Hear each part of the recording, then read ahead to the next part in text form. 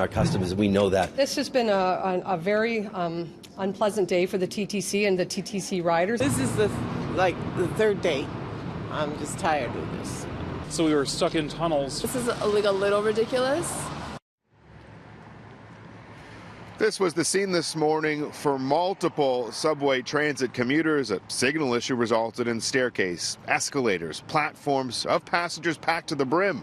These are just some of the images at Bay Station, St. Clair West and St. George. I'm Adrian Gobriel. We're outside of Museum Station. This is where the signal issue at track level took place today, creating yet another day of commuter chaos for TTC riders. It's been a rough week for the TTC. They've had multiple issues, though the images you just saw are sparking serious safety concerns. Today, I spoke with transit expert Murtaza Haider. He believes we're on the brink of what could be a fatal incident. He's calling for safety audits to be done at all subway stations, and he also says diversion plans for passengers when there are shutdowns like we saw today need to happen immediately. We shouldn't wait for the accident to happen. We are one step away from a disaster in such kinds of extreme crowding. Start focusing on safety audits for commuters who are crowded on platforms, on staircases. Yeah. You look at the pictures. TTC has all the cameras. They can look at the level of crowding that they saw today.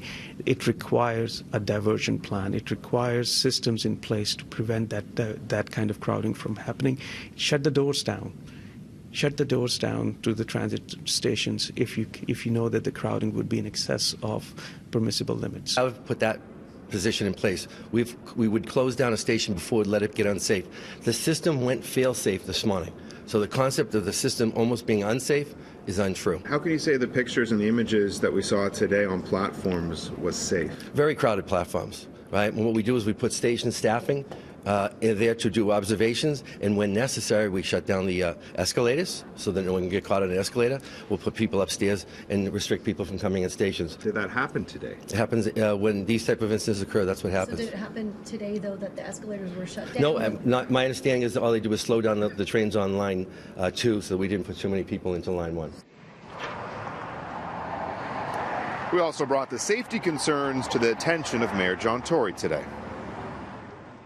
Is it time that we have safety audits done at our subway stations, and why aren't diversion plans in place for days like today? I think the real problem is diversion to where?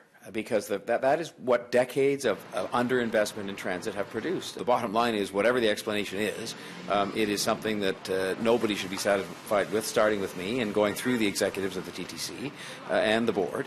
And so I know that once they get that explanation, they will look at it very carefully, and I'll want to see it too, because I'm not satisfied with these kinds of things.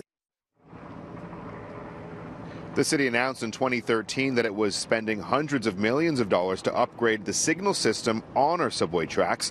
Just last year, there were 42 planned full weekend closures with no service along portions of the subway lines. Much of the work has been done, though Museum Station, where the issue took place today, won't have new signals in place until this spring.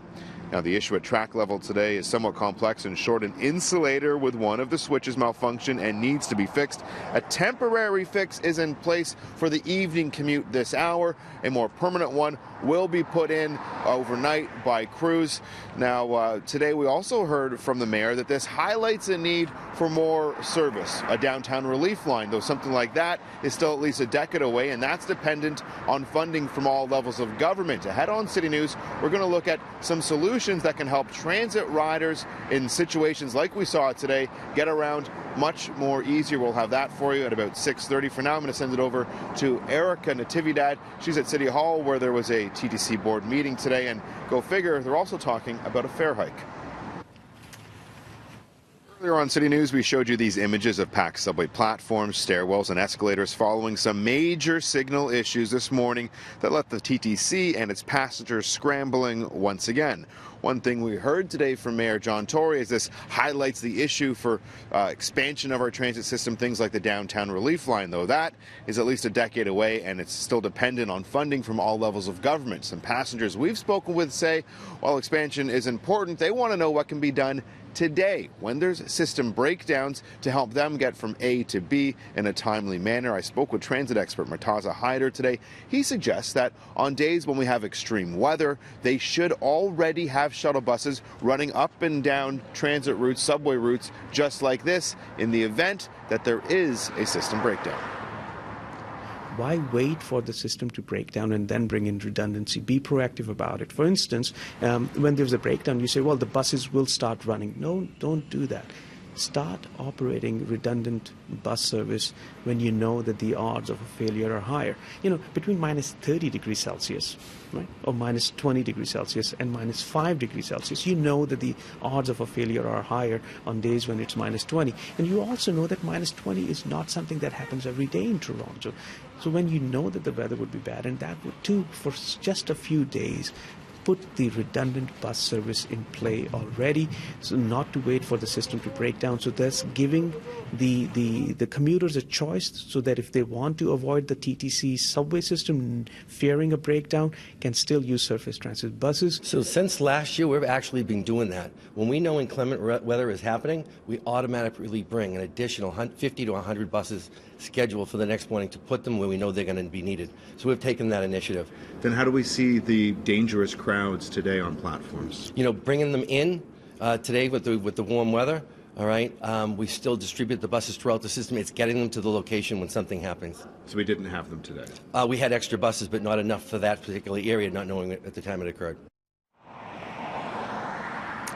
The issue was here at Museum Station, and it was because of a faulty insulator for one of the signals. It's received a temporary fix for the evening commute, though I'm told some crews will be coming in overnight to put a more permanent fix in place. Now, we had multiple subway shutdowns, dozens of subway shutdowns over the last year alone, as they put in new signals at subway stations across the city. Unfortunately, Museum hasn't been done yet. We're told it should be all complete by this spring.